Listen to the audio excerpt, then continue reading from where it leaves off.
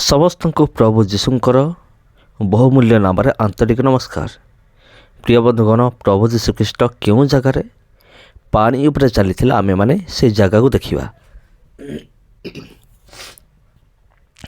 ଆଉ ଏଇଟା ଯେଉଁ ଆପଣ ଦେଖୁଛନ୍ତି ଲେଖା ହେଉଛି ନଫ୍ ଗିନସର। ଯଦି ଓଡ଼ିଆ ବାଇବଲରେ ଆପଣ ଦେଖିବେ ଲେଖା ଅଛି ଗିନେସରତ ବୋଲି ଗୋଟେ ଜାଗା ଅଛି। ଆଉ ସେହି ସମୟରେ ପ୍ରଭୁ ଯୀଶୁଖ୍ରୀଷ୍ଟ ଗାଲିଲରୁ ନୌକାରେ ଓହ୍ଲାଇକି ଏହି ସ୍ଥାନରେ ସେ ଜଣେ ରୋଗୀକୁ ସୁସ୍ଥ କରିଥିଲେ। ଇଏ ହେଉଛି ଗିନେସରତ। ଆପଣ ପାଇପାରିବେ ମାଥ୍ୟୁ 14 ଅଧ୍ୟାୟ ତା'ର 34 ପଦରୁ 36 ପଦ। କିନ୍ତୁ ପ୍ରିୟ ବନ୍ଧୁଗଣ, এই ଜାଗାଟା ଆପଣ ଦେଖିଲେ ପ୍ରଭୁ ଯୀଶୁଖ୍ରୀଷ୍ଟ ଯେଉଁ ଏରିଆରେ ସୁସ୍ଥ କରିଥିଲେ ଆଉ ଅନେକଙ୍କୁ ସୁସ୍ଥ କରିଥିଲେ, ଆଉ ସେଇ ଜାଗାଟା ହେଉଛି ଗିନେସରତ। କିନ୍ତୁ ଆଜିର ଭିଡ଼ିଓର ମୁଖ୍ୟ ଉଦ୍ଦେଶ୍ୟ ହେଉଛି ଆମେମାନେ ସେଇ ଜାଗାକୁ ଦେଖିବା, ସେଇ ପାଣିକୁ ଦେଖିବା, ଆଉ ଯେଉଁଠାରେ ପ୍ରଭୁ ଯୀଶୁଖ୍ରୀଷ୍ଟ ଚାଲିଥିଲେ, ପାଣି ଉପରେ ପ୍ରଭୁ ଯୀଶୁଖ୍ରୀଷ୍ଟ ଚାଲିଥିଲେ। ତେବେ ଖ୍ରୀଷ୍ଟରେ ପ୍ରିୟ ଭାଇ ଓ ଭଉଣୀମାନେ, ଆପଣଙ୍କ ମନରେ ହୁଏତ ପ୍ରଶ୍ନ ଥିବ, ଏମିତି କେଉଁ ଜାଗା ଅଛି ଯେଉଁଠି ପ୍ରଭୁ ଯୀଶୁଖ୍ରୀଷ୍ଟ ଚାଲିଥିଲେ? ଯଦି ଆପଣ ବାଇବେଲ ପଢ଼ୁଥିବେ ଆପଣ ଜାଣିପାରିଥିବେ। ଯଦି ଆପଣଙ୍କର ମନେ ପଡ଼ୁନାହିଁ ତେବେ ମୁଁ ଆପଣଙ୍କୁ ମନେ ପକାଇ ଦେଉଛି। ପ୍ରଭୁ ଯୀଶୁଖ୍ରୀଷ୍ଟ ଗାଲିଲି ସମୁଦ୍ର ଉପରେ ଚାଲିଥିଲେ। ହଁ ପ୍ରିୟ ବନ୍ଧୁଗଣ, ପ୍ରଭୁ ଯୀଶୁଖ୍ରୀଷ୍ଟ ଗାଲିଲି ସମୁଦ୍ର ଉପରେ ଚାଲିଥିଲେ। ଆଜିର ଯେଉଁ ଭିଡ଼ିଓ ଅଛି, ଭିଡ଼ିଓର ମୁଖ୍ୟ ଉଦ୍ଦେଶ୍ୟ ହେଉଛି ସେ ପବିତ୍ର ଜାଗାକୁ ଆମେମାନେ ଦେଖିବା ଯେଉଁ ଜାଗାରେ ପ୍ରଭୁ ଯୀଶୁଖ୍ରୀଷ୍ଟ ଚାଲିଥିଲେ। ଯଦି ଆପଣ ଚାହୁଁଛନ୍ତି ଖୋଲନ୍ତୁ ବାଇବଲରେ ମାଥ୍ୟୁ ଲିଖିତ ସୁସମାଚାର ତା'ର 14 ପର୍ବ 22 ପଦରୁ 33 ପଦ। ହଁ ପ୍ରିୟ ବନ୍ଧୁଗଣ, ମାଥ୍ୟୁ 14 ପର୍ବ 22ରୁ 33। ତେବେ ଆପଣମାନେ ଶୁଣନ୍ତୁ ଧ୍ୟାନର ସହିତ, ମୁଁ ଆପଣଙ୍କ ନିମନ୍ତେ ପଢ଼ିବି। ସେଇକ୍ଷଣି ଯୀଶୁ ଶିଷ୍ୟମାନଙ୍କୁ ନୌକାରେ ଚଢ଼ି ତାଙ୍କ ଆଗରେ ଅପର ପାରିକି ଯିବା ପାଇଁ ବଳାଇଲେ। ତେବେ ପ୍ରିୟ ବନ୍ଧୁଗଣ, ଧ୍ୟାନର ସହିତ ଶୁଣନ୍ତୁ ମାଥ୍ୟୁ 14 ପର୍ବ 22 ପଦରୁ। ସେଇକ୍ଷଣି ଯୀଶୁ ଶିଷ୍ୟମାନଙ୍କୁ ନୌକାରେ ଚଢ଼ି ତାହାଙ୍କ ଆଗରେ ଅପର ପାରିକି ଯିବା ପାଇଁ ବଳାଇଲେ। ପୁଣି ସେ ଇତିମଧ୍ୟରେ ଲୋକସମୂହକୁ ବିଦାୟ ଦେଲେ।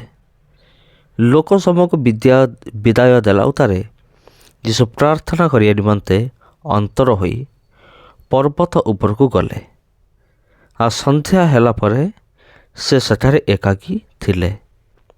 କିନ୍ତୁ ନୌକା ସେତେବେଳେ କୂଳରୁ ଅନେକ ଦୂରରେ ଥିଲା ଏବଂ ପ୍ରତିକୂଳ ବାୟୁ ହେତୁ ତାହା ଲହଡ଼ିରେ ଟଳମଳ ହେଉଥିଲା। କିନ୍ତୁ ରାତ୍ରିର ଚତୁର୍ଥ ପ୍ରହରରେ ସେ ସମୁଦ୍ର ଉପରେ ଚାଲି ସେମାନଙ୍କ ପାଖକୁ ଆସିଲେ। ଦେଖନ୍ତୁ ପ୍ରିୟ ବନ୍ଧୁଗଣ, ଲେଖା ଅଛି ସମୁଦ୍ର ଉପରେ ଚାଲି ସେମାନଙ୍କ ପାଖକୁ ଆସିଲେ। ପୁଣି ଶିଷ୍ୟମାନେ ତାହାଙ୍କୁ ସମୁଦ୍ର ଉପରେ ଚାଲିବାର ଦେଖି ଉଦ୍ବିଗ୍ନ ହୋଇ କହିଲେ, ଏ ତ ଭୂତ। ଆଉ ସେମାନେ ଭୟରେ ଚିତ୍କାର କଲେ। କିନ୍ତୁ ଯୀଶୁ ସେଇ କ୍ଷଣି ସେମାନଙ୍କ ସହିତ କଥାବାର୍ତ୍ତା କରି କହିଲେ, ସାହସ ଧର, ଏ ତ ମୁଁ, ଭୟ କର ନାହିଁ। ସେଥିରେ ପିତର ଉତ୍ତର ଦେଲେ, ହେ ପ୍ରଭୁ, ତେବେ ଜଳ ଉପରେ ଆପଣଙ୍କ ନିକଟକୁ ଯିବା ପାଇଁ ମୋତେ ଆଜ୍ଞା କରନ୍ତୁ। ଯୀଶୁ କହିଲେ, ଆସ। ସେଥିରେ ପିତର ନୌକାରୁ ଓହ୍ଲାଇ ଜଳ ଉପରେ ଚାଲି ଯୀଶୁଙ୍କ ନିକଟକୁ ଗଲେ। ମାତ୍ର ସେ ପବନ ଦେଖି ଭୟ କଲେ। ପୁଣି ବୁଡ଼ି ଯାଉ ଯାଉ ଚିତ୍କାର କରି କହିଲେ, ହେ ପ୍ରଭୁ, ମୋତେ ରକ୍ଷା କରନ୍ତୁ। ଯୀଶୁ ସେଇକ୍ଷଣି ହାତ ବଢ଼ାଇ ତାଙ୍କୁ ଧରି କହିଲେ, ହେ ଅଳ୍ପ ବିଶ୍ୱାସୀ, କାହିଁକି ସନ୍ଦେହ କଲ? ପୁଣି ସେମାନେ ନୌକାରେ ଚଢ଼ନ୍ତେ ପବନ ବନ୍ଦ ହେଲା। ସେଥିରେ ନୌକାରେ ଥିବା ଲୋକମାନେ ତାହାଙ୍କୁ ପ୍ରଣାମ କରି କହିଲେ, ଆପଣ ନିଶ୍ଚୟ ଈଶ୍ୱରଙ୍କ ପୁତ୍ର। ତେବେ ପ୍ରିୟ ବନ୍ଧୁଗଣ, ଇଏ ହେଉଛି ସେଇ ଗାଲିଲି ସମୁଦ୍ର। ଦେଖନ୍ତୁ, ଏ ଗାଲିଲି ସମୁଦ୍ର ଉପରେ ପ୍ରଭୁ ଯୀଶୁଖ୍ରୀଷ୍ଟ ଚାଲିଥିଲେ। କେବଳ ପ୍ରଭୁ ଯୀଶୁ ନୁହନ୍ତି, ପିତର ମଧ୍ୟ ଯୀଶୁଙ୍କ ଆଜ୍ଞାରେ ଚାଲି ଚାଲି ତାଙ୍କ ପାଖକୁ ଯାଉଥିଲେ। କିନ୍ତୁ ଦୁଃଖର ବିଷୟ ହେଉଛି, ପିତରଙ୍କର ବିଶ୍ୱାସ ଦୁର୍ବଳ ଥିବାରୁ ସେ ଏଇ ପାଣିରେ ବୁଡ଼ି ଯାଉଥିଲେ, ଆଉ ଯୀଶୁ ତାଙ୍କୁ ରକ୍ଷା କଲେ। ତେବେ ପ୍ରିୟ ବନ୍ଧୁଗଣ, ବିଶ୍ୱାସ ହେଉଛି ସବୁଠାରୁ ବଡ଼ ବିଷୟ। ଯଦି ଆମମାନଙ୍କର ବିଶ୍ୱାସ ଯଦି ମଜବୁତ ଅଛି, ତେବେ ଆମେମାନେ ସବୁ ପରିସ୍ଥିତିକୁ ଆମେ ସାମ୍ନା କରିପାରିବା ଯୀଶୁଙ୍କ ନାମରେ। ତେଣୁ ଆପଣଙ୍କର ବିଶ୍ୱାସ ମଜବୁତ ହେବା ଦରକାର, ଷ୍ଟ୍ରଙ୍ଗ ହେବା ଦରକାର ବିଶ୍ୱାସ। ତେବେ ଖ୍ରୀଷ୍ଟରେ ପ୍ରିୟ ଭାଇ ଭଉଣୀମାନେ, ଏଇଟା ହେଉଛି ଗାଲିଲି ସମୁଦ୍ର। ଦେଖନ୍ତୁ, ଆଉ ଏଠାରେ ତୋଫାନ ହେଇଥିଲା, ଝଡ଼ ହେଇଥିଲା, ଆଉ ପ୍ରଭୁ ଯୀଶୁଖ୍ରୀଷ୍ଟ ସେ ଝଡ଼କୁ ଧମକ ଦେଲେ। ତାପରେ କ'ଣ ହେଲା ଆଜ୍ଞା, ମୁଁ ଆପଣଙ୍କୁ କହୁଥିଲି ଗିନେସରତ। ସେମାନେ ପାର ହୋଇ ଗିନେସରତ ଅଞ୍ଚଳରେ ପହଞ୍ଚିଲେ। ପୁଣି ସେହି ସ୍ଥାନର ଲୋକମାନେ ତାହାଙ୍କୁ ଚିହ୍ନି ସେଥିର ଚତୁର୍ଦିଗସ୍ଥ ସମସ୍ତ ଅଞ୍ଚଳକୁ ସମ୍ବାଦ ପଠାଇଲେ ଏବଂ ଲୋକେ ସମସ୍ତ ରୋଗୀଙ୍କୁ ତାହାଙ୍କ ନିକଟକୁ ଆଣିଲେ। ଆଉ ସେମାନେ ଯେପରି କେବଳ ତାହାଙ୍କ ବସ୍ତ୍ରର ଝୁମ୍ପା ଛୁଅନ୍ତି, ଏହା ତାହାଙ୍କୁ ବିନତି କରିବାକୁ ଲାଗିଲେ। ପୁଣି ଯେତେ ଲୋକ ଛୁଇଁଲେ ସମସ୍ତେ ସୁସ୍ଥ ହେଲେ। ମାନେ ଦେଖନ୍ତୁ, ଏଠି ପ୍ରଭୁ ଯୀଶୁଖ୍ରୀଷ୍ଟ ଛୁଉଁନାହାନ୍ତି, ମାନେ ପ୍ରଭୁ ଯୀଶୁଖ୍ରୀଷ୍ଟଙ୍କୁ ଛୁଇଁବାକୁ ପଡ଼ୁନାହିଁ।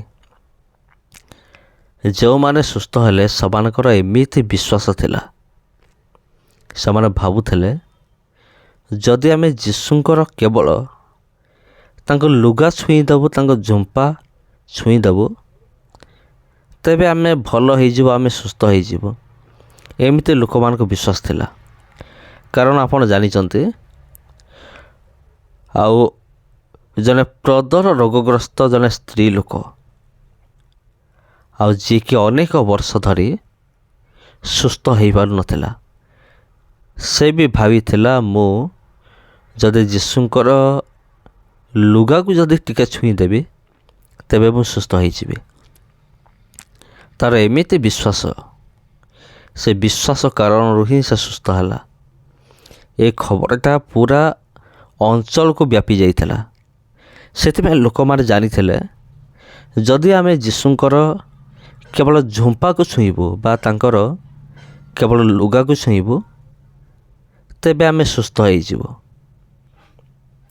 ତେବେ ପ୍ରିୟ ବନ୍ଧୁଗଣ, ଏଇଠି ଦେଖନ୍ତୁ ଲୋକମାନେ କେମିତି ଏନ୍ଜୟ କରୁଛନ୍ତି, ବୋଟ୍ ଉପରେ ଆଉ ପାଣି ଉପରେ ଏନ୍ଜୟ କରୁଛନ୍ତି। ପ୍ରିୟ ବନ୍ଧୁଗଣ, ମୋତେ କୁହନ୍ତୁ ଏଇଟା କ'ଣଟା? ମୁଁ ଟିକେ ଜାଣିପାରିଲି ନାହିଁ। ଯଦି ଆପଣଙ୍କ ଏକ୍ସପିରିଏନ୍ସ ହେବ, ଆପଣଙ୍କର ଯଦି ଅଭିଜ୍ଞତା ଥିବ, ମୋତେ କହିବେ ଏଇଟା କୌଣସି ବୋଟ୍ ନା କୌଣସି ମାଛ ନା କୌଣସି ଜନ୍ତୁ। ଦେଖନ୍ତୁ, ପାରି ହେଇକି ଏପଟେ ବାହାରିଛି, ଏଇଟା ଦୂରରେ। ଯଦି ଜାଣିଥିବେ ମୋତେ କମେଣ୍ଟ କରିକି ଜଣାଇବେ ଏଇଟା କ'ଣ, ସେ ଜିନିଷଟା କ'ଣ। ହଉ ଛାଡ଼ନ୍ତୁ, ଆମେମାନେ ବାକ୍ୟ ପ୍ରତି ଧ୍ୟାନ ଦେବା। ତେବେ ପ୍ରିୟ ବନ୍ଧୁଗଣ,